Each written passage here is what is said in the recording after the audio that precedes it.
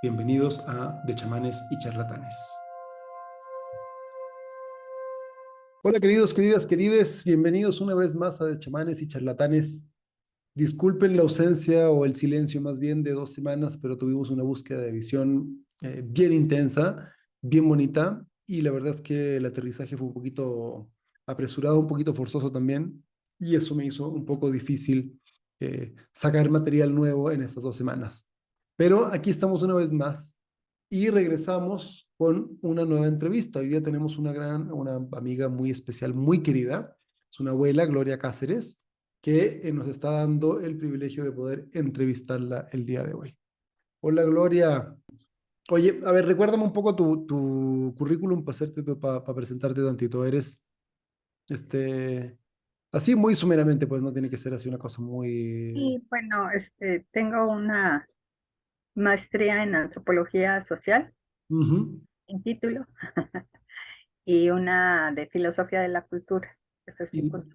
y de la filosofía de la cultura. Y estudiaste tú originalmente historia, No, yo estudié diseño industrial en la licenciatura.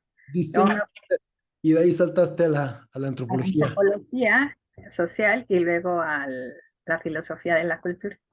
Muchas gracias, Gloria, por darme el espacio. Te voy a decir que de las abuelas que conozco, eres hasta ahora la única que se está dejando entrevistar.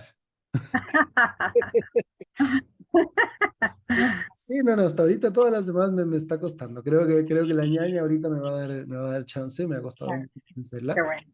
Pero de verdad que te agradezco mucho el espacio. Ya conoces el podcast, me entiendo que has escuchado algunos episodios, en fin, tal. Y yo les quiero presentar ahora sí a Gloria desde el otro lado. Gloria es una gran amiga, nos conocemos hace 13 años.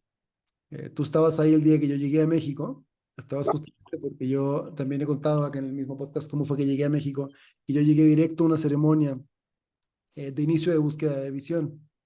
Y de hecho llegué primero a tu casa antes que a la ceremonia y te conocí a ti ya antes que a nadie de acá del círculo porque ahí me dejó Fernando después de que me recogieron del aeropuerto. Y desde ahí me fui con Leo, con Nana y con Margarita a la ceremonia de inicio. Entonces tú fuiste sí, realmente de las primeras personas que me recibió.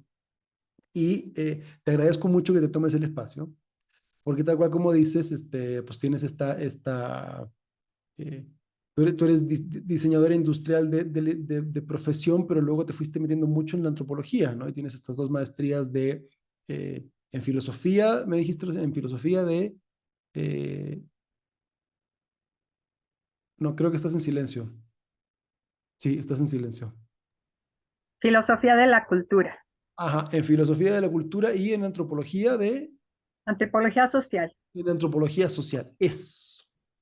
Pero más allá de los títulos y que des clases en la universidad y todo, me queda claro, por lo mucho que he platicado contigo en estos años, que sabes muchísimo. Y yo la verdad es que tenía ganas de invitarte hace tiempo.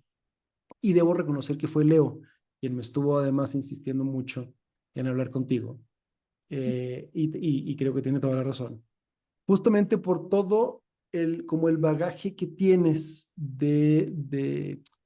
a ver, de conocimiento de cómo era la cosmovisión prehispánica, ¿no? Del mundo, desde donde de alguna u otra manera nacen y se basan todas las tradiciones que hoy día nosotros vamos caminando, ¿no? Y me encanta porque además de que tienes como este estudio, o sea, esta mirada como antropológica académica, también es un camino que tú has ido recorriendo en tu vida. Y entonces hay una integración bien bonita, ¿no? Que es esto que está ocurriendo ahora, que de nuevo se están levantando estas tradiciones. Gente que lo está viviendo de manera directa, que no es nada más este estudio antropológico de cómo era, sino que va caminando. Entonces, eh, gracias de nuevo, me encanta que nos des el espacio. Y entonces a mí me encantaría partir preguntándote de nuevo, porque el otro día un poquito me lo esbozaste. eh, ¿Cómo era la idea o desde dónde nacen como todas estas visiones? Y sobre todo creo que tiene un papel fundamental esta idea como de la dualidad, como idea fundacional, ¿no? Del mundo. No sé si lo he llegado a entender de las poquitas pláticas que hemos tenido como en este punto. Sí, sí, ahí digamos que el concepto o la concepción de la dualidad es lo que estructura toda la cosmovisión mesoamericana. No solamente de aquí del territorio que ahora es México, sino incluso desde Perú hasta los indios del norte. Tienen Ujú, una misma concepción de la estructura del universo y está muy relacionado con la dualidad. Pero la dualidad entendida de una manera distinta de cómo se entiende el dualismo en Occidente. Ajá. Hemos heredado, pues desde la conquista, esta idea de que el mal hay que combatirlo con el bien, ¿no? ujú, Hay que separarlos, hay que, el blanco y el negro también están totalmente separados. En fin, todos estos conceptos que separan a las partes del todo, podemos decirlo de una manera muy abstracta, en donde reina la unidad es el uno, ¿no? ujú, Entonces el uno no, hay una especie de monismo ujú, jerárquico en donde el uno no admite ninguna competencia. Entonces siempre existe un dios, un rey, un amo, en fin, una ciencia, incluso esto va más allá de lo religioso o espiritual, también tiene que ver con las ciencias, ¿no? ujú, Entonces nada más hay un método científico, es la búsqueda de la unidad como ujú, lo universal. Ujú. Bueno, esta concepción se contrapone al concepto de dualidad que se desarrolló en este territorio americano y que tiene que ver con la consideración de dos elementos que nos dan como resultado un tercero, pero de otra magnitud, por decirlo así, ¿no? ujú, O sea, no puede existir la luz sin la oscuridad. Ajá, no puede existir el bien si no tienes cómo compararlo con el mal. Ujú. Entonces, el problema aquí, o no es el problema, sino la cuestión aquí entre el mundo mesoamericano es que la dualidad lo que pretende es encontrar el equilibrio. Entonces hay una fuerza que interviene en estos dos polos para mantener el equilibrio, la unidad o la complementariedad. Es una unidad dual, podemos decirlo, ¿no? No ajá. sé si más o menos me expliqué. Sí, como concepto, que está bien interesante porque yo en varios como momentos de mi vida lo que me he dado cuenta es que cuando estamos hablando como de chamanismo, de todas estas prácticas espirituales, se trabaja mucho como con estas fuerzas que un poco son como éticamente neutras, ¿no? Ujú, Donde no es que esté, como dices, no es que está lo bueno y lo malo, sino que más bien estas dos fuerzas, ujú, que son como la luz y la sombra, ujú. no necesariamente como lo bueno y lo malo, sino que como lo masculino y lo femenino, lo que necesariamente se complementa para poder generar un resultado como más Equilibrado. completo, más equilibrado. Y Ujú, de alguna manera siento que también, bueno, ahora que me decías esto, que va también más allá, sino que es una sola forma de mirar la ciencia, en fin, tal. Siento ujú. que también bueno, como yo lo vivo, ¿no? Es una mirada un poco más restrictiva, porque además incluso ahorita la ciencia nos está dando cuenta que realmente no existe una realidad objetiva Claro, no que podamos ver, sino que más bien hay una multiplicidad de posibilidades de eh, miradas, de detrás de... perspectivas, de acepciones de esa realidad. O sea, nunca podemos dejar de verlo, aún en las ciencias más duras, lo subjetivo, porque simplemente nosotros somos sujetos. Entonces, la subjetividad tiene que ver con eso, que somos sujetos y que estamos, digamos, ubicados en un contexto, en un periodo histórico, en una edad de tu vida que te va a dar un bagaje para tener una perspectiva sobre cualquier asunto, sobre todo si tienen que ver con las ciencias sociales, humanas o del espíritu. Ujú. Oye, y tú dirías, a ver, que esta idea como de la dualidad es como el elemento fundante de la visión mesoamericana o en general prehispánica, o tú me dirías Sí. todavía, mira, hay más atrás todavía, o hay otros elementos que serían como los principales.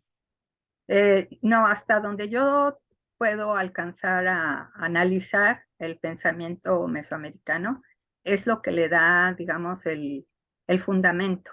Ajá, los principios de la concepción indígena tienen que ver con en el fondo, con esta concepción de la dualidad.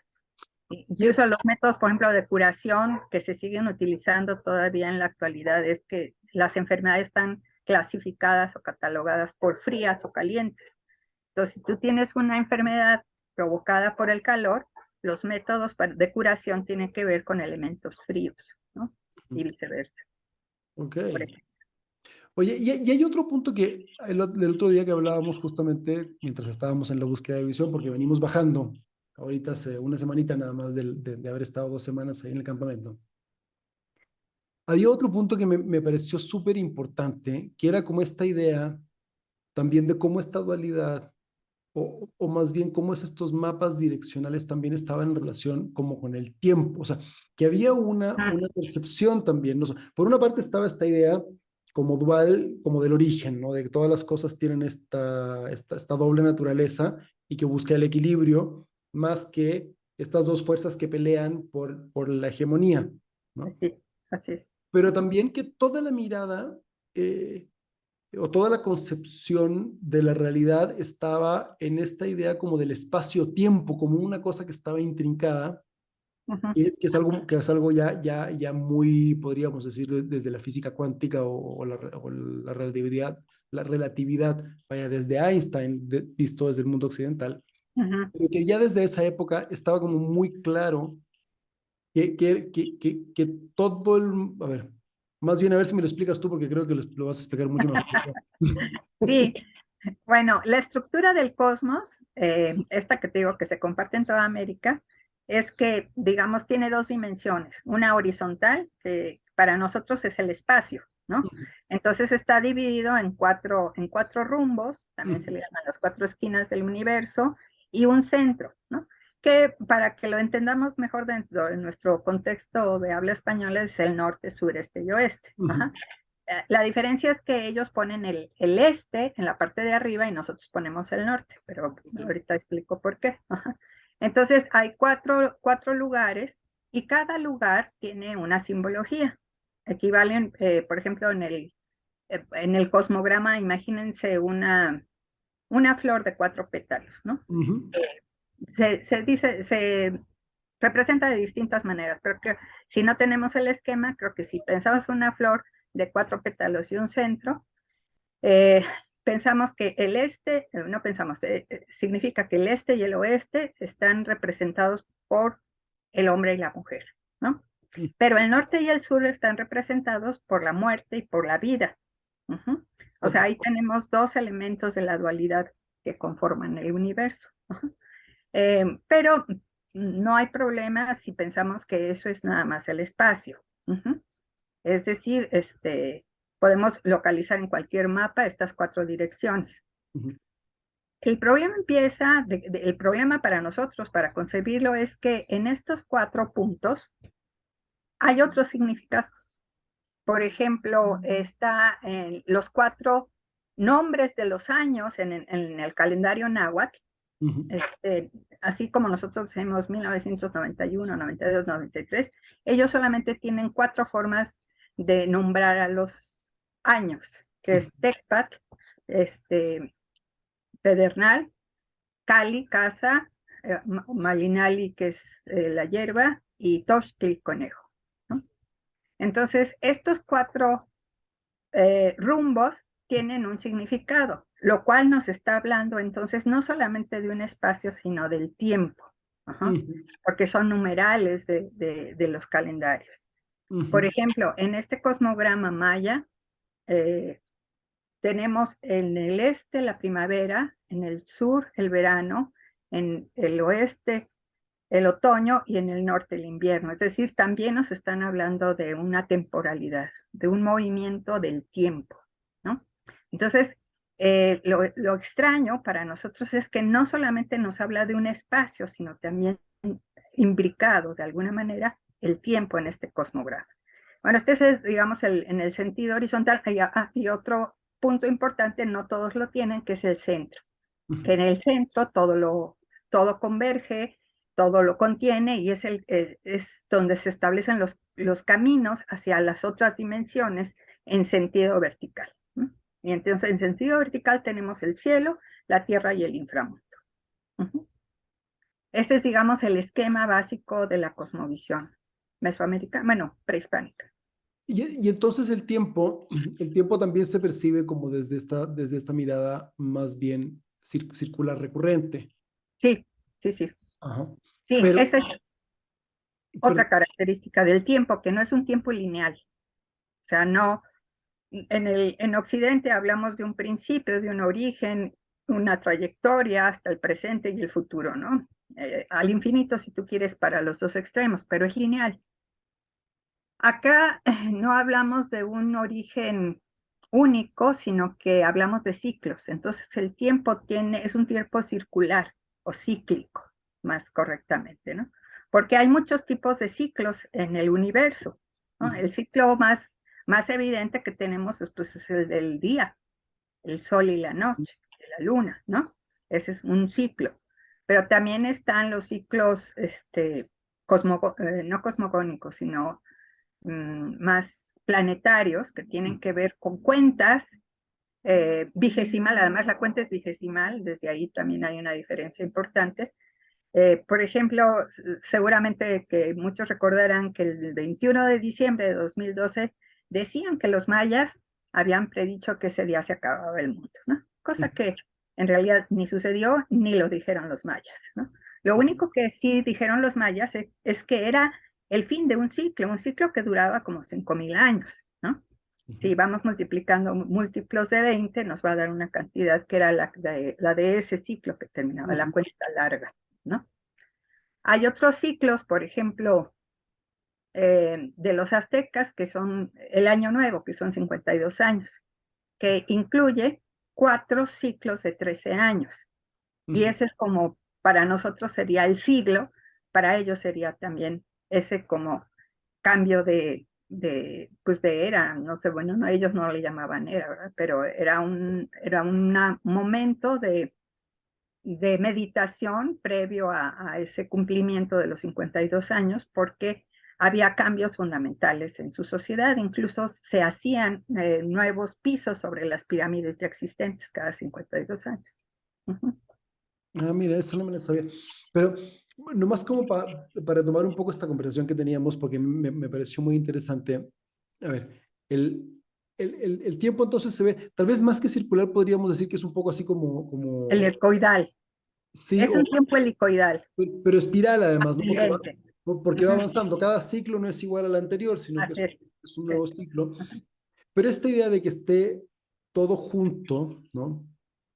También va generando la idea, por ejemplo, como de que el este hoy no es igual al este mañana, ¿no? O sea, como que porque las direcciones, o sea, todo el mapa completo es también en un momento específico, Sí, ¿no? O sea, sí, hoy, o sea, es el este, el oeste, el norte, el tal, hoy, pero mañana ya nos desplazamos, entonces también se van sí, desplazando como espacialmente también se va como desplazando todo, ¿no? claro, pero también son circulares los ciclos, Ajá, porque, sí, por nosotros que ejemplo, ajá, no hay una línea, sino que vamos a suponer que hoy en el calendario náhuatl es el día 1 conejo, por decirlo, ¿no? Este, y entonces para que vuelva a suceder, bueno, y del año 1 caña, por decirlo así. Ujú. Entonces, para que vuelva a coincidir el año 1 caña con el día 1 conejo, van a pasar 52 años. Y es este 1 conejo que ahorita está asociado, digamos, porque además no solamente llevaban un calendario, o sea, eran unos maestros del tiempo, la verdad, y de las matemáticas, que nos cuesta trabajo entender, porque llevaban 2 calendarios, el ciclo solar, que es el de 365 días, y el ciclo lunar, que era como el de los destinos, el del nacimiento, ¿no? Ese era de 260 días. Aparte llevaban el calendario de Venus. Uh-huh. Ok, O sea, esos 3, pero los que regían más la sociedad y las actividades eran el Xumopili y el Tonalpohualli. El Xumopili es el solar. Entonces, para que volvieran a coincidir en esta misma fecha, pasaban 52 años del ciclo solar y 76 o 73, no recuerdo bien, del ciclo lunar, para que coincidieran en esa fecha los dos calendarios. Entonces eran unos maestros no solamente de las matemáticas, sino que conocían los astros, sabían cuándo iba a haber eclipses, cuándo pasaba el cometa Halley, que ahora le llamamos ellos, lo tienen registrado en sus anales, ¿no? Sabían cuándo había todos estos fenómenos de coincidencia, de alineación con los planetas, ¿no? Entonces ahora, esto de tener en el mismo esquema el espacio y el tiempo se llama cronotopo. Ajá. Y eso lo vemos incluso en las pirámides. Si nosotros viajamos con la mirada de un dron o de un avión sobre una pirámide, vamos a ver una base cuadrangular en el centro y luego 4 trapecios. Ese es el esquema del universo, si lo vemos desde arriba, ¿no? Y los Ahí trapecios. está el centro y las 4 direcciones, pero vistas en volumen, no en plano. Y muchas de las pirámides tienen, refuerzan esta idea, es por ejemplo la del Tajín, que es la pirámide de los nichos, tiene 365 nichos donde ponían antorchas ahí para ciertos festejos. O la pirámide de Chichen Itza, que es a la que van en los equinoccios y los solsticios a ver cómo la serpiente al amanecer va bajando. Bueno, tiene 365 escalones. Entonces algo nos están diciendo. Y muchos tienen 9 plataformas, 3 plataformas, 4, dependiendo de la época y del significado, ¿no? Que son los escaños que existen en el universo, en la parte del cielo y en la parte del inframundo. Ok. ¿Ves tú alguna relación? No, no sé si de lo que tú has estudiado llegaste a revisar también, por ejemplo, la chacana y las... No, No, de la chacana no, no, porque eso estaría muy interesante, probablemente claro. hacer un paralelo y ver cómo se superponen, porque la chacana también, también tiene volumen, vistas de ciertos puntos de vista. O sea, hay todo un mundo alrededor de esa figura que es como el gran símbolo, ¿no?, del sur. Sí. Pero No he tenido tiempo, pero sí me interesaría mucho conocer más de la cosmovisión quechua. es que oye, pero a ver, y todo esto, ¿cómo es que tú llegaste? Porque si eres diseñadora, ¿cómo es que llegas a este mundo? O qué fue primero, tu entrada como al camino o al mundo chamánico o al mundo antropológico?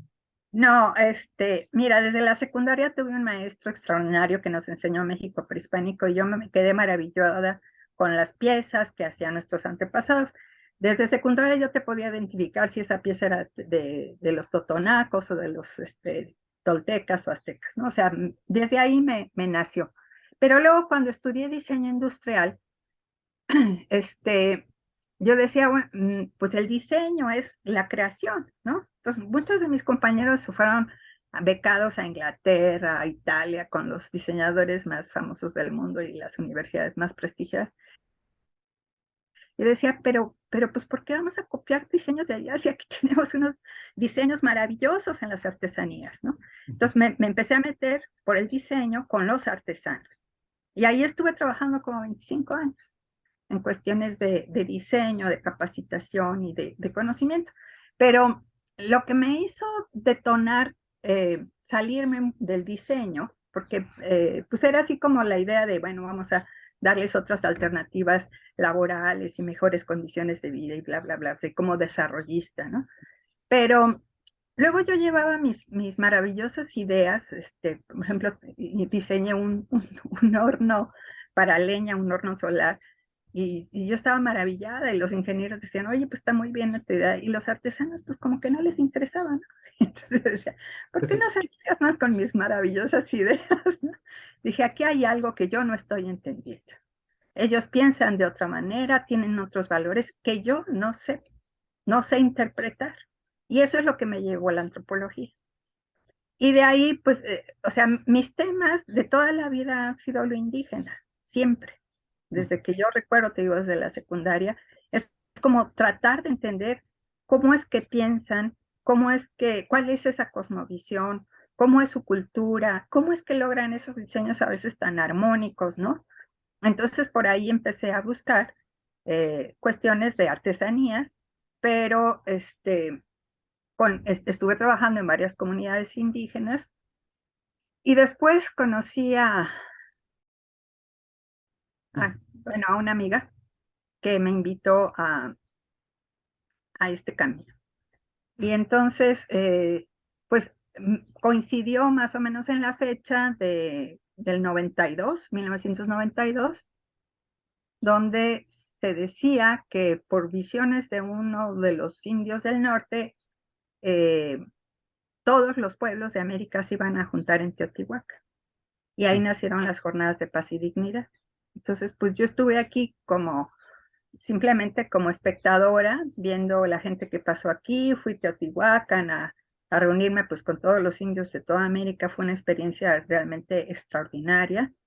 Y esas Eh, fueron sí, las primeras jornadas de paz y dignidad, sí, ajá, la primera, que salieron desde el norte y desde el sur, ¿no? ajá, exacto. Y se juntaron aquí en México. O sea, ese fue el primer gesto. Y ahí estaba Aurelio. ¿Aurelio fue quien estaba coordinando o Aurelio todavía estaba No, secretario? Aurelio venía en las jornadas de paz y dignidad, ahí conocimos a Aurelio. Ujú. Ajá. Pero el gestor de esas jornadas primero, ¿ya era Aurelio o fue alguno de los maestros de Aurelio quien estaba coordinando? No sé decirte, la verdad, ya esa historia antes de las jornadas no supe exactamente cómo se organizó, ¿no? Pero creo que él no era el que organizaba todo, pero sí seguramente que algún pueblo de Estados Unidos, ¿no? Bueno, Ajá. resulta que Aurelio pues es michoacano y o sea, muchas coincidencias, ¿no? Después de eso, o sea, ahí me empezó pues ahora sí que la cosquilla de decir, bueno, ¿qué es esto, no? O sea, traían sus bastones de mando y me tocó estar cerca de un temazcal que dio el abuelo Wallace, que era una cosa así extraordinaria, que fue maravillosa, así mágica. Yo dije, no, pues es que aquí hay algo más que yo no conozco, ¿no? Después me fui a Chile, justo, a tu tierra, Ujú. en una beca de diseño. Ajá. Ok. Y ahí conocí a un mapuche. Fuimos con un macha. Ujú. Bueno, para quien no sepa quién es el macha, es como un chamán, ¿no? De los Sí, pues sí, mapuches. pues el curandero de Ajá, la tradición el mapuche. curandero. Pero los machas, por lo general, son mujeres, ¿no? Bueno, este era un hombre que era, supongo que homosexual, y estuvimos platicando con él, y cuando salimos de su casita al patio, yo veo que tiene unas imágenes religiosas cristianas, ¿no? Entonces le pregunté, pero pues, ¿cómo es que usted siendo mapuche tiene imágenes cristianas? Me dijo, pues es que le rezamos a los mismos. Entonces, a mí eso me quedó muy grabado, ¿no? Dije, no, yo aquí no estoy entendiendo nada. Y le dije, bueno, pero usted, por ejemplo, pues no es casado, no tiene hijos. ¿Qué va a pasar con todo lo que usted sabe? Porque ya era un chamán muy reconocido en todo Sudamérica, viajaba a Argentina, por todos lados andaba curando gente. Y me decía, no, pues es que a mí nadie me enseñó. Caray, ¿cómo que nadie le enseñó? Me dice, no, fue todo lo que sé me llegó en sueños. Ujú. Y entonces, pues ahora sí que quien quiera seguir, pues le va a llegar también. O sea que si yo muero no se pierde nada. Entonces a mí esas cosas también me movieron totalmente el tapete, ¿no? Y ese viaje para mí fue mágico a Chile porque sucedieron cosas que hacía décadas que no pasaban, como que nevara en Santiago, o que floreciera El el desierto. desierto de Atacama, que es porque cada 5, cada 10 años. Pasaron cosas muy mágicas entre la gente que estuvimos ahí contando nuestras historias, que tú decías, no, pues de plano yo aquí estoy rompiendo todos mis esquemas. Y me abría la posibilidad de ver el mundo de otra forma, ¿no? Aparte, tengo una hija con parálisis cerebral y conocimos ya regresando acá con una amiga chilena, este amigo le dijo, oye, yo quiero conocerte, porque sé que tienes un hijo así, con problemas de parálisis. Y entonces ella me dijo, acompáñame, yo no quiero ir sola. Y este hombre era pues no puedo decir que iluminado porque en realidad no era, pero él nos abrió la puerta al mundo espiritual. Ujú. Entonces él nos hablaba de viajes astrales y tenía una pirámide en su casa y así como que dije, no, yo aquí este universo no lo conozco y mi hija Erandi me hizo que yo tocara una serie de puertas que jamás hubiera tocado si no hubiera sido por ella, ¿no? O sea, no, porque la medicina tiene sus límites. Entonces llega un momento en que tú dices, quiero algo más, que vaya más allá de lo material, de lo concreto. Y entonces pues ahí empecé a conocer a una serie de personajes muy interesantes. Y ahí empezó esa búsqueda. Ujú. Ajá. Y me dices que conociste al abuelo Wallace. Sí, no estuve en su temazcal porque llegamos tarde, pero sí estuve cuando salieron y la gente estaba alucinada. Ah, y esa fue la única vez, ¿no? Porque dicen que en los temazcales del abuelo Wallace sentías que volaban águilas y Sí, había sí, se rayos. movía todo el temazcal, parecía que lo estaban moviendo de afuera. Sí, sí, traía todos los espíritus ahí volando con él. Era así, Impresionante. siempre Sí, escuché. lo vi después en otras ocasiones, pero en Perú, en Tarapoto también él estuvo ahí. Y luego en México también, luego venía el abuelo Wallace. Ajá. Y entonces así fue que empezaste a entrar. Y todo esto que habías estudiado, ¿cómo empezó a hacerte sentido o no? ¿O qué fue lo que empiezas como a ver? ¿O qué impacto tuvo más bien en tu comprensión de todo esto en la medida que empezaste más bien así a ser parte de los temazcales y las ceremonias y conoces la medicina? Ujú. ¿Qué fue lo que, o sea, cómo empieza a embonar o a juntarse, ¿no? Por un lado como el mundo académico y el otro lado el mundo como vivencial, ¿no? Sí, pues la cosa es que en el mundo vivencial y por la misma formación que ya traía de antropología, empieza como una sospecha, ¿no? Decía, ves que aquí debe haber como una estructura del pensamiento eh, mesoamericano, ¿no? Y decía, bueno, pues ¿cuál podría ser? Pues la humildad, también pensaba, ¿no? Pero la humildad no describe todo, son más bien valores, ¿qué es lo que le da estructura? Y entonces empecé a intuir sobre la dualidad y ya me puse a estudiar básicamente a los antiguos nahuas, porque es casi imposible estudiar todas las culturas. Ujú. Pero ahí me di cuenta que comparten el mismo esquema de cosmovisional. Ujú. Ahí me llevó a la dualidad. Además, mi asesor, cuando dijo, bueno, a ver, ¿qué es lo que estás buscando? No, pues que quiero hablar de la humildad y que esto y que el otro. Dice, no, tienes que decidir por uno porque no vas a poder verlos todos. Dice, no, pues creo que el que más abarca es la dualidad. Y ahí me puse entonces ya con las lecturas de los cronistas, incluso del arte, de las piezas, la Coatlicue, por ejemplo, es un gran monumento que nos habla de toda la tradición, de cómo se gestó incluso el universo, bueno, la Tierra. Y ahí empecé como a jalar hilos en donde veía que todo estaba contenido dentro de la dualidad. Ujú. Oye, perdón, porque, y disculpa mi ignorancia, porque después de tantos años casi que me da vergüenza preguntarte, pero a ver, la Coatlicue, por ejemplo, exactamente quién es, ¿no? ¿O qué representa en este mundo náhuatl? Es la representación de la tierra, de la madre tierra. Ok. Ajá. Coatlicue es la madre tierra. Ujú. Pero bueno, hay muchos mitos. Lo que pasa es que el panteón mesoamericano es de lo más complejo, porque cuando llegan los españoles empezaron a decir que había dioses, ¿no? Ujú. Pero en realidad no eran dioses, eran como lo que los huicholes dicen, son dueños, ¿no? Son los que custodian ciertos lugares o los que gobiernan, podemos decir. Ujú. Entonces, quien gobierna a la tierra, todo lo que sucede en la tierra, pues es la Coatlicue. Ujú. En ella están representados pues las cuatro direcciones, los tres niveles del universo. La serpiente tiene muchos significados porque tiene que ver con la fertilidad. Ajá, y la serpiente preciosa o sea, la fertilidad tampoco puede entenderse solamente desde la tierra o la mujer, se necesita una fuerza masculina, ¿no? Entonces se asocia con el sol, con la lluvia, o sea, hace muchas analogías del cuerpo humano con los fenómenos naturales, ¿no? Eh, Ujú. para explicar, por ejemplo, esto de la fertilidad y la fecundidad, ¿no? Hay una relación, ¿no? Las cuevas, por ejemplo, son pues la representación del útero eh, materno, ¿no? El útero femenino, ¿no? Y cosas así. Entonces hay una simbología bastante compleja en la Coatlicue, que pues no te la voy a decir ahorita porque es bastante extensa y necesitaríamos estar viendo la imagen. Ajá, ok. Oye, oye, y a ver, y luego, porque ahora ya me entró la curiosidad, ¿no? Porque está la Coatlicue. Es que nunca habíamos tenido esta plática No. así. Por eso, una de las cosas que me ha gustado mucho de este espacio, ¿no? Y de sacar el podcast es que me ha dado la oportunidad de eh, platicar con gente con la que normalmente no nos damos un espacio así como para preguntar yo in extenso, ¿no? Y sacar jugo de, Ajá. órale, mira, y esto qué, y tal.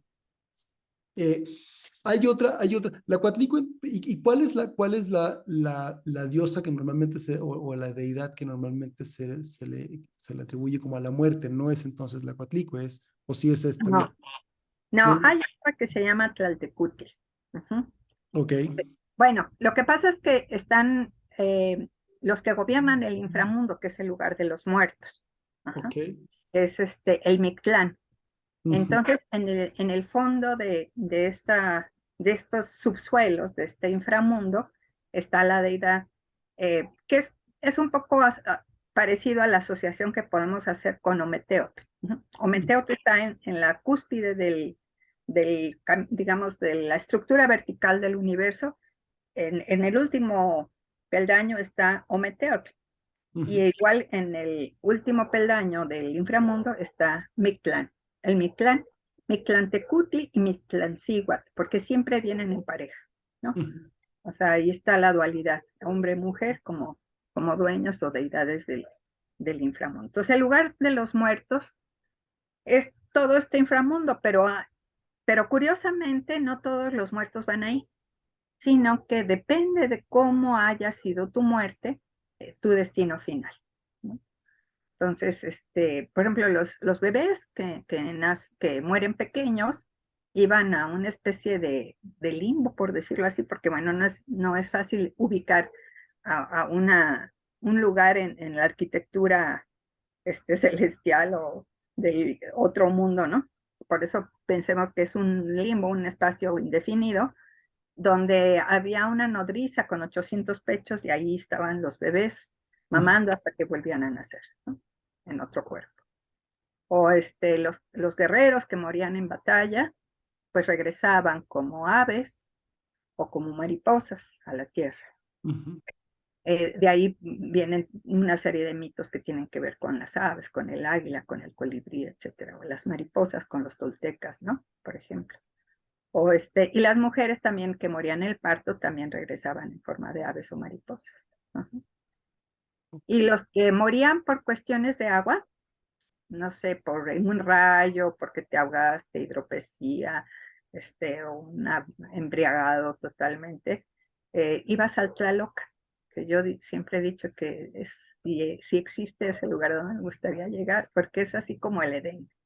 Ok, Es un lugar donde hay mucha agua, porque el Tlalocan es el paraíso de Tlaloc. Ajá.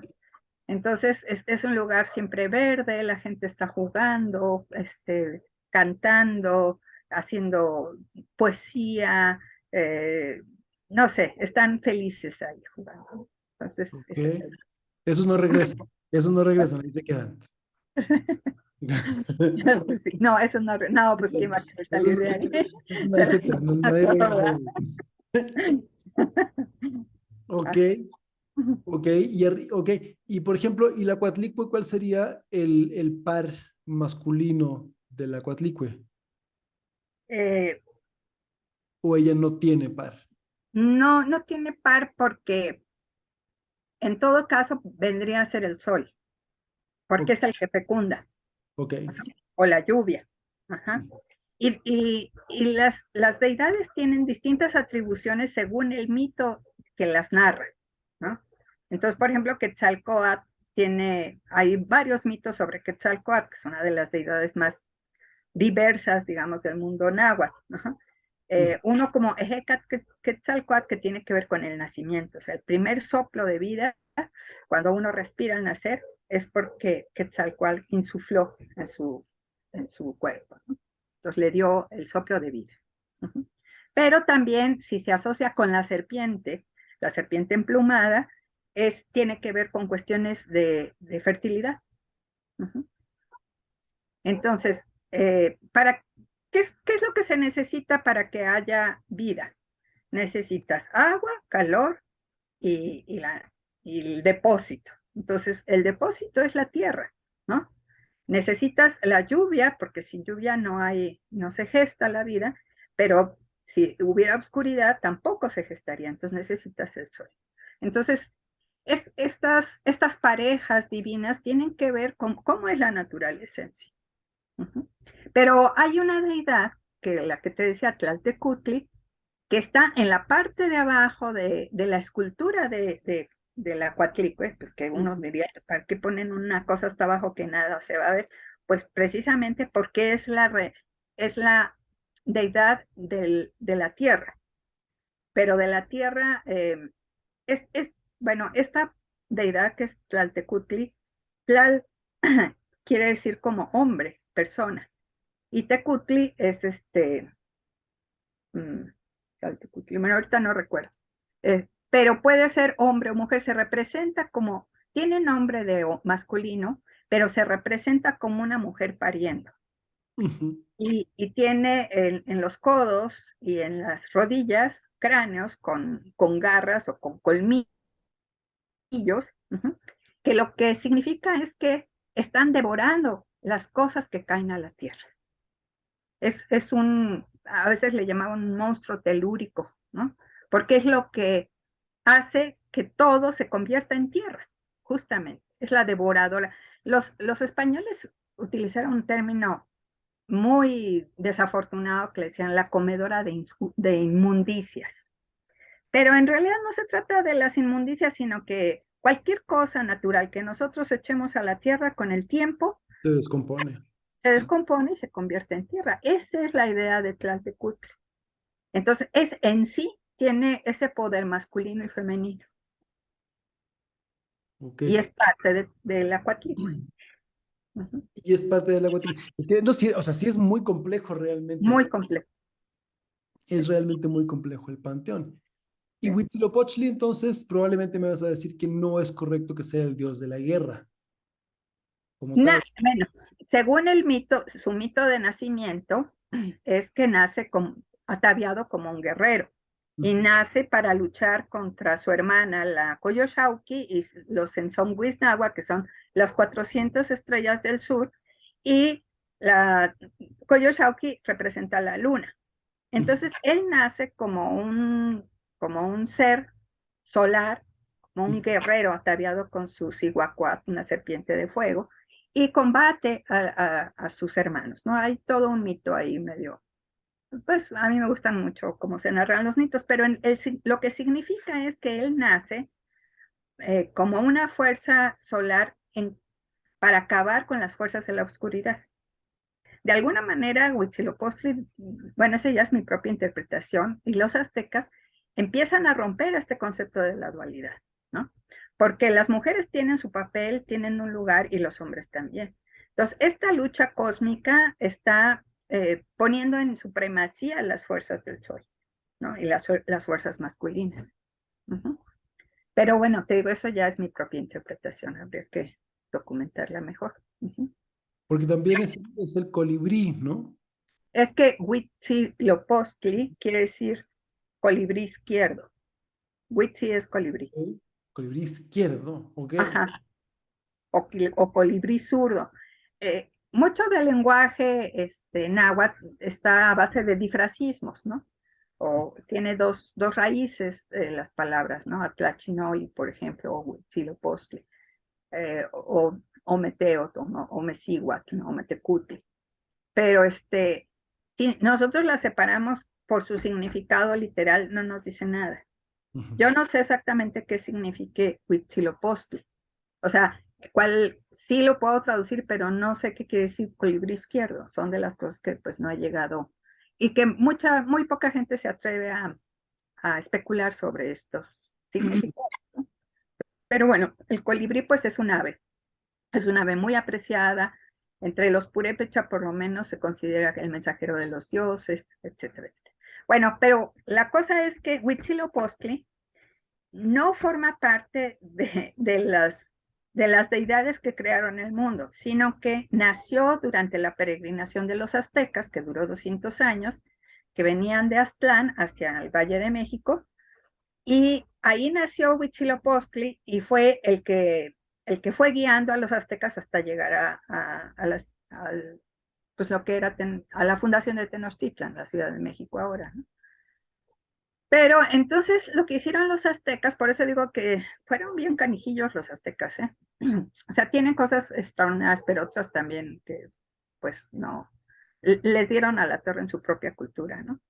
Eh, como Huitzilopochtli no formaba parte de estas deidades creadoras del universo, quemaron la biblioteca que había en Azcapotzalco porque en esa biblioteca no se hablaba nada de los aztecas. Y ellos tenían que estar, claro, los hijos del sol, ni más ni menos, imagínate, pues cómo no iban a haber estado en la fundación del mundo. Entonces, surgen lo que se llaman los mitos derivados, y de ahí surge el nacimiento de Huitzilopochtli. Ok, no, pero está, Sí, está de locos, ¿no? es muchísima, es muchísima historia. Sí. Ajá. Y a ver, y regresando un poco como a la historia personal misma, a- porque tú, ok, tu primer encuentro entonces es un poco como desde las jornadas de paz y dignidad. Ujú. Y ya empiezas a caminar, pues, y te empiezas a meter más temazcales y búsqueda de visión y tal. ¿Tú qué dirías qué es lo que más te ha, o sea, el aporte principal como a tu vida que podrías darle como así como todo esto, a todo este camino, a todo este mundo ceremonial, mágico y tal? Porque a mí me pasó un poco esta misma idea como de encontrarme de repente con cosas que me rompían El esquema, ¿no? el esquema, ¿no? La realidad, de decir, ok, me Sí. estoy encontrando como con la magia. Ujú, ujú. Y sin embargo, a pesar de que eso fue como muy importante, especialmente al principio, eh, no, o sea, sí por una parte ha sido algo bien importante en mi vida porque como que se empezó a llenar de magia, pero ha habido otras cosas que creo que han sido más fundamentales en términos de cómo vivo. ¿Tú para ti qué dirías tú que es lo que más te ha hecho realmente como seguir en ese camino? ¿Cuál ha sido como del regalo que tú dirías, este es el regalo más grande que me ha entregado, ¿no? Todo este caminar. Pues no quiero hablar aquí para tu público de mi camino en la montaña. Ujú. Eh, ajá, el que lo quiera conocer, entender, así como lo voy a decir, está bien. Ajá. Pero fue subir a la montaña, definitivamente. Ahí en la montaña yo tuve muchas preguntas, muchas respuestas, me cayeron muchos veintes, entendí muchas cosas de mi vida y eso, bajar de la montaña y llevarlo a la vida es un reto enorme, ¿no? Ahí sí sigo siendo principiante, sigo siendo una niña que está caminando apenas dando sus primeros pasos, bueno, quizás los segundos pasos, ¿no? Pero eso es lo que transformó mi vida. Eso y la otra cuestión fue la chanupa. La chanupa para mí fue mágica en dos momentos cruciales de mi vida, una en el embarazo de mi última hija, que me habían dicho que venía con un problema de toxoplasmosis, y y pues recé con la chanupa y ahí está mi hija preciosa, porque la ginecóloga me decía, Gloria, ya, Impecable, además que anda ella, impecable por todos lados, ¿no? es una chinampina, es una niña maravillosa, bueno, todas mis hijas, ¿no? Pero esta trae prisa en la vida, anda corriendo por el mundo. Eso fue así maravilloso. Y después cuando a Hugo, mi pareja, mi esposo, le dio un infarto, que lo primero que agarré cuando después de llegar al hospital y saber que todavía estaba con vida pero inconsciente, fue sacar mi chanupa y rezar. Y Eso fue justamente ese año, fue ese año que llegué yo, ¿no? Fue justamente durante la búsqueda de visión. ya, Yo me acuerdo haber estado rezando en en el ese tiempo momento, también, por eso fue la... en 2015, Ajá. o sea, ya hace algunos añitos, y fue mágico, ¿no? O sea, se levantó, Bueno, digo, no quiero decir que se levantó inmediatamente, pero yo estoy segura que fue un gran apoyo para su vida. Haber rezado con la Chenoa. Ujú. Oye, ok, no, pues ahora sí que me dejaste con muchísimas más preguntas y más curiosidad Eso es bueno.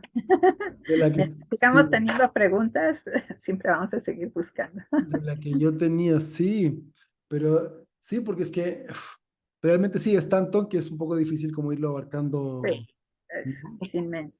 Y yo recordaba un poco esta conversación contigo como de la dualidad, ¿no? Toda esta idea como del espacio-tiempo, también en movimiento en el tiempo, donde el espacio también va cambiando, ¿no? Ujú, Y yo lo asociaba en esa vez, porque estábamos ahí dentro del templo, eh, justamente en cómo entendemos las direcciones, ujú, ¿no? ujú. Cómo nos dirigimos tanto esta idea como de llamar. Yo recuerdo hace años leía este libro, un libro que escribió eh, el primer Black Elk, ¿no? Que se llama Black Elk, estaba en inglés, y que él cuando explica cómo se llena la chanupa, en fin, tal, el tema, Ah, ajá, ajá. lo que estás haciendo es extraer al universo entero al, Sí, al centro de tu al chanupa, centro, claro. ¿no? El Extraer fuego, esto, vas jalando de todas las direcciones para que entonces pueda el universo entero ser consciente de tu rezo. ujú, Y desde ahí expandirlo otra vez hacia todas las direcciones. Y desde ahí se generaba como esta magia, sí. ¿no? De, Porque el centro, o sea, no hablé mucho del centro, porque no en todas las culturas mesoamericanas hablan del centro, pero los huicholes, los mayas, los purépechas sí tienen los nahuas, ¿no? El centro es el fuego. Ujú. Y ellos sin saberlo, digamos, no tienen los conocimientos científicos que ahora nosotros sí tenemos, pero ellos decían que el centro, el fuego, contenía todo. Era el anciano, claro, eso es de la experiencia de la vida, pero también del universo, ¿no? Entonces, ese fuego es el que contiene todo. A veces uno no puede entender claramente qué es eso de que contiene, ¿no?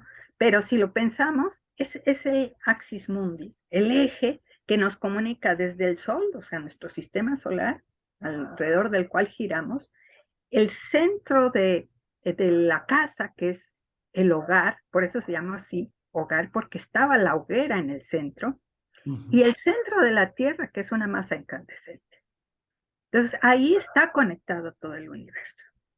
bueno, y te puedes ir un poco más atrás, porque todos los elementos de la tabla periódica, o sea, absolutamente todo lo que existe, se fue creando al interior de las estrellas. Ujú, A, sí, a medida que las primeras estrellas empiezan a quemar el hidrógeno, que son los primeros átomos que se crean, y ujú, se va generando helio y se va complejizando y se va generando carbono, en fin, tal, y cada vez se hacen átomos más pesados. Y eventualmente las estrellas explotan. En ese proceso se crea el agua y el níquel y el zinc y el, ujú, ujú. y el hierro y todo lo que Sí, gustes y mandes, que claro, luego van formando planetas y tal. O sea, si es que nos vamos todavía más atrás, que más eso atrás, venimos del fuego. lo sabemos hace no tanto tiempo, ¿no? Sí, Realmente sí venimos del fuego, ujú, así es, ¿no? sí, Y en el inicio del Big Bang, así es. Sí. eh, no se puede decir que había fuego porque era No, más. pero son los elementos que permitieron que hubiera vida, que hubiera todos los elementos que conocemos ahora en la Tierra, ¿no? O sea, simplemente el oxígeno. Sin oxígeno no hubiera habido agua, no habría existido vida en esta Tierra. De ahí viene, de No, las estrellas. absolutamente todo, pero a lo que yo iba es eso, en el inicio, en el Big Bang, lo que había no es fuego, pero había una temperatura gigantesca, Ujú, que sí, era o sea, tan alta la temperatura que ni siquiera permitía que la energía o que la vibración se condensara al punto de generar los primeros átomos. O sea, mm, pasaron varios millones de años donde ya, una especie lo que se llama es como dicen los científicos, caldo, caldo celeste, ¿no? ni siquiera un plasma, era como una sopa de una Ujú, cosa rara que entre ajá, de energía, partículas volátiles ahí. Ujú. no, ni siquiera había partículas, o sea, cuando se empezó a enfriar esto de a poquito, se Ah, empiezan ya, los primeros átomos. Y a partir de ahí, ya. se crea como este gas, esta masa, como y entonces se empiezan a juntar, empieza a haber masa, empieza a haber gravedad, colapsan las primeras hacia adentro, se crean las primeras estrellas y ahí se empieza a formar todo. Pero sí, claro que parte del fuego, ¿no? Ujú, Esto lo ujú. sabemos nosotros, que yo siempre digo, cuando escucho esto como de las teorías astronómicas, digo, bueno, decimos que lo sabemos, pero realmente son conclusiones a las que vamos llegando que nos hacen pensar que debe haber sido así. Así es, sí, claro. No hay, Pero no sí hay que manera de saberlo a ciencia cierta, pero bueno, por deducción, ¿no? Y por conocimientos que se van adquiriendo, incluso instrumentos que te permiten medir ahora cosas de energía o las nanopartículas y cosas así, ¿no? Ujú. En fin, sí. Pues sí, Oye, mucho de lo que nuestros antepasados sabían y que lo disfrazaban, este conocimiento, digamos, estaba envuelto como en una especie de ropajes míticos, pero, o sea, a mí lo que me gusta, bueno, me gustan los mitos por cómo se narran, pero lo que me interesa es saber qué significan, qué nos están diciendo esos mitos ahora. Eso es lo que hay que traer a nuestra vida actualmente, ¿no? Ujú.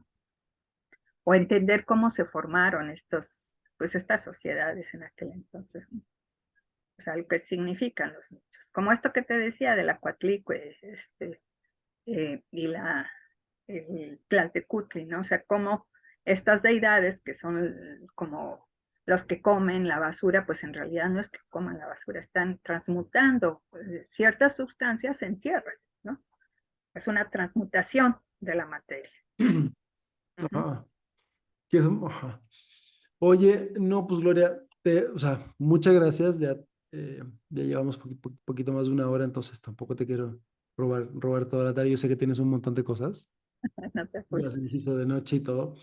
Pero muchas gracias por todo, como el panorama así amplio, ¿no? Que se comparte. Te digo, más bien, sobre todo, más que respuestas, me quedo como con ganas de ir indagando más.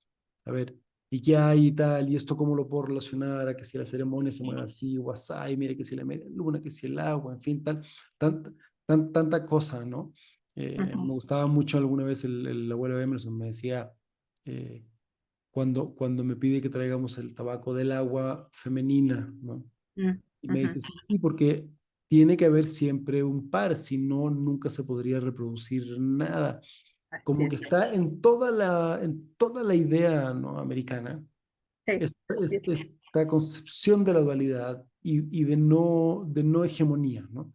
De no Así es. algo que comanda y que ordena y que lo que sale como de esa jerarquía está mal, sino que Ujú, más bien es justamente en esta cosa de las fuerzas que se oponen, que se va generando el equilibrio ujú. y cómo entonces también, ahora, desde esta mirada, ¿cómo, cómo se construye una ética? Este, también tiene que ver con la dualidad, ¿no? Porque no es que se opongan, están, digamos, son contrarios, pero me decía López Austin en una conferencia que di una vez en un congreso, que hablaba de la dualidad, me dice, no es lo mismo ser contrario que ser contradictorio. Ajá, Y a mí me dejó pensando mucho lo que él me dijo. Y entonces, eh, son contrarios porque están, digamos, localizados en dos extremos, pero no se oponen. O sea, tienen que existir los dos para concebir el total, el todo. Ujú. Ahora, ¿cómo logras este equilibrio? Siempre es es una dualidad dinámica, no es fija. Estamos muy acostumbrados a que los conceptos son fijos, este es derecho y este es izquierda. No, bueno, aquí no, es un poco, imagino, ahorita lo estoy pensando como los átomos, ¿no? Que tienen movimiento y que siempre se están estructurando de una manera para mantener el núcleo, mantener los electrones y todo esto. Bueno, así, en este sentido funciona la dualidad. Tienes dos extremos, pero que tiene que tener un elemento intermedio que es el que haga que embonen de una manera equilibrada. Porque si uno empieza a dominar al otro, ya valió, ¿no? Ya no es dualidad, ya hay un dominio, hay una hegemonía, etcétera, ¿no? Entonces, en una relación, por ejemplo, pareja, hombre-mujer, pues son, más allá de que los hombres tengan ciertos roles y las mujeres otros, pues tienen que establecerlo en la pareja misma, de acuerdo a cómo está conformada su relación con sus hijos, con incluso los padres, en fin, uno no llega solo al mundo a crear una pareja, ¿no? Ujú. Llegamos con un montón de costales cargando. Bueno, esos costales me pueden ayudar a mantener a esta pareja. Pues sí y no, bueno, a ver, pues tú dame de tu costal y yo te doy del mío, y ahí vamos configurando una relación que sea equilibrada, equitativa, complementaria. Esa es la idea. Esa fuerza intermedia no tiene un nombre. Los chinos le llaman chi, que es como el yin yang. Ujú. Necesitan esa fuerza intermedia para que el yin yang nunca pierda su equilibrio. El Bueno, pegamento, ¿no? ¿eh? El pegamento, podríamos decir. Sí, pero es un pegamento chicloso, Ujú. porque no los puedes pegar fijos, porque Ajá. siempre las cosas van cambiando y tienes que irlas ajustando, ¿no? Esa sería como la enseñanza, pues, de la dualidad en la vida cotidiana, ¿no? Igual, bueno, ya no hablamos, y si quieres luego, si hay oportunidad o lo que sea, hablamos de la configuración del ser humano entre mente y corazón. Ajá. O sea, una persona que solamente piensa y piensa y piensa y piensa, pues seguramente que se va a enfermar porque nunca le hace caso a sus emociones, ¿no? O al revés, también lo emocional sin tomar en cuenta lo racional hace que te desequilibres, ¿no? En ese caso, por ejemplo, ahí estaría entrando la dualidad, ¿no? Entre la mente y el corazón. Y En fin. y desde, perdón, perdón, porque ahí me van saliendo más cosas, ¿no? Pero Me imagino. si lo miramos, o sea, desde esta dualidad, el espíritu, ¿qué sería? Porque si me dices, mira, elevar mente y corazón, como Ajá. estos dos, ¿no? Y el espíritu, ¿qué sería? Lo que pasa es que ahí hay muchas formas de entender el espíritu o el alma, ¿no? Ujú. Sería el alma, Ujú. porque, por ejemplo, no hay una creencia muy unificada en ese sentido. Ujú. Para los tarahumaras tenemos muchas almas, ¿no? Ok. Y tenemos almas grandes y almas chiquitas. Entonces decían, por ejemplo, ellos hacen una fiesta con el tesguino, que es una bebida alcohólica fermentada a partir del maíz. Y entonces empiezan a tomar y hasta que se empiezan a caer y caen borrachos como como con cualquier bebida alcohólica, ¿no? Y entonces ellos explican ese fenómeno porque dicen que a las almas pequeñas, a las almas no les gusta el olor al teshuino. Y Ok. entonces empiezan a salir de su cuerpo, pero Ok. empiezan a salir las almas pequeñas y se quedan las grandes, que son las que mantienen la vida. Entonces, Ujú. ya que se sale todo el tesguino, o sea, si salen tus almas, pues entonces quedas desprotegido y por eso te caes, ¿no? Esa es Ok. la metáfora. Ujú. Entonces, nuestro, nuestro espíritu, ahí sería, digamos, la dualidad entendida entre el cuerpo y el alma. Ajá. El cuerpo, o sea, todos tenemos el mismo tipo de alma. Por ejemplo, la gente del Amazonas decían, este, todos tenemos la misma alma. Lo que cambia, lo que es diferente es el cuerpo. Ajá.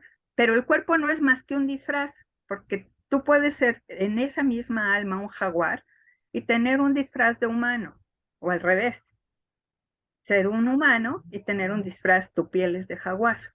Entonces ahí la unidad, una de los extremos está en el alma, cómo se concibe el alma y cómo se concibe el cuerpo. Entonces el cuerpo no es más que una ilusión de lo que los ojos quieren ver. Ujú. Ok. Y claro, ya te metes a otros asuntos como el nahualismo o incluso en el mundo prehispánico, esta relación con el jaguar, ¿no? O el nahual también, que es como un espíritu protector, ¿no? O el tótem de los indios del norte, que también tienen como este espíritu que es de oso, pero pues su cuerpo es de... Entonces, en esta película de Walt Disney de alguna manera lo trata de hermano oso, Ok.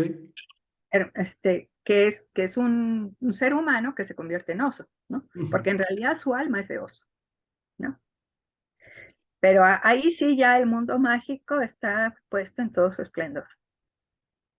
Ajá. Y el nahual es al mismo tiempo, puede ser un espíritu protector o aliado, pero Sí, también también es un espacio, ¿no?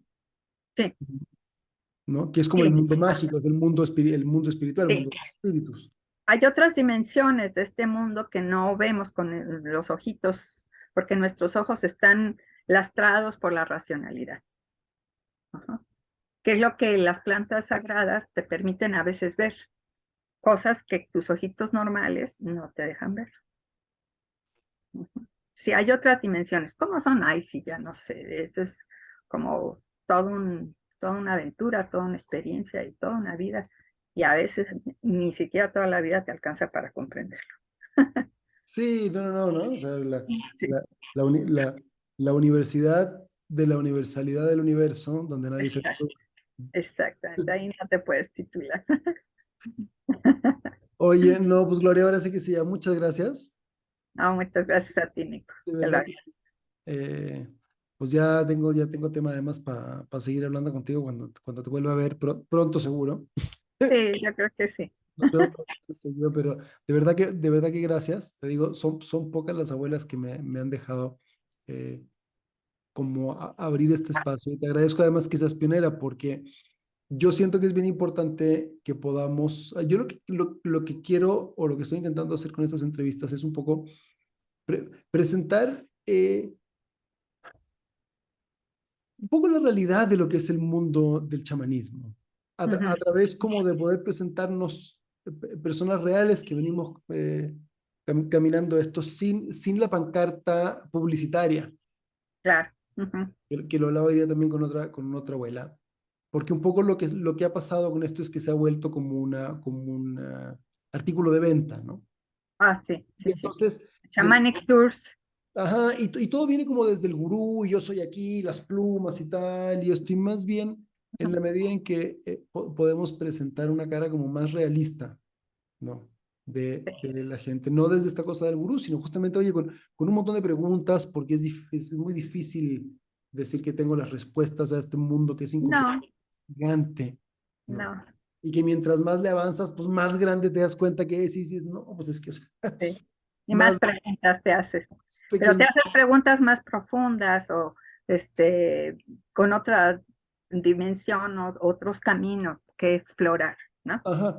Y sobre todo, como te digo, sin intentar vender nada, sino que simplemente como poder mostrarnos un poco, que yo digo es salirnos del closet para poder dar algunos elementos más honestos de lo que realmente puede esperarse uno si se adentra en este mundo, ¿no? Sí, déjame decirte algo, y este sí va un poco para tu público, que el hecho de querer ser chamán no es a veces una cuestión de voluntad. O sea, obviamente quien llega a ser chamán es porque ya tiene un camino muy largo, con pruebas que son muy, muy duras, que no cualquiera se anima, digamos, pero que mucho tiene que ver que sea su don. Ujú. Si no tienes el don de ser chamán, es muy difícil o sea, puedes dar, no sé, medicina, lo que quieras, pero no vas a ser un chamán porque eso es un don que viene de más allá. ¿De dónde? No sé, pero viene de más allá. Entonces, ser chamán es una responsabilidad enorme.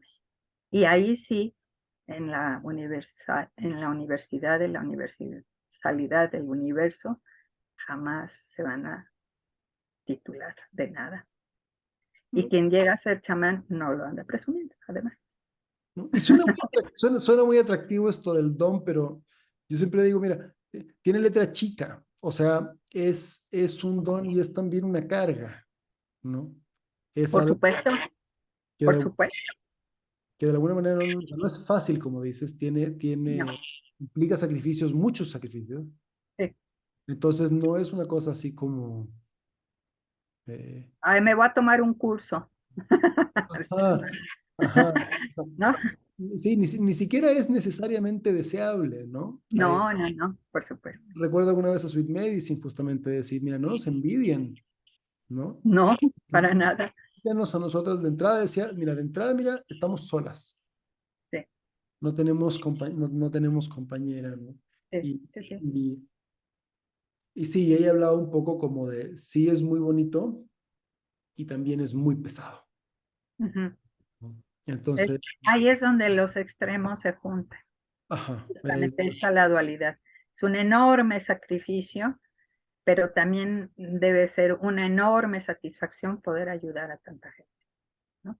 O sea, ahí están los dos extremos. Pero cuesta, cuesta a veces hasta la vida. Ay, pues, ajá, a veces sí, hasta, hasta la vida.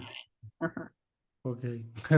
sí. Ah, pues, va, que tengas, oye, muy buena semana, muchas gracias de nuevo. Al contrario, muchas gracias por la invitación. Me dio mucho gusto platicar contigo de estas No, y cosas. me encanta compartir y que vaya quedando pues, registro, ¿no? De esto que ha Ujú. sido tan tradición oral y de poder ir dejando así, ¿no? Este registro de las voces, de las abuelas, de los abuelos, de los compañeros de camino, de los tíos, de los primos, en fin, de esta gran familia, que podamos ir de alguna manera pues dando lo que pueda ser útil de la experiencia que tenemos, ¿no? Entonces, bendiciones para ti, para tu familia, muchas gracias por todo lo que siempre nos compartes y ahí, este, pues va, nos Bueno, vemos sabes, pronto.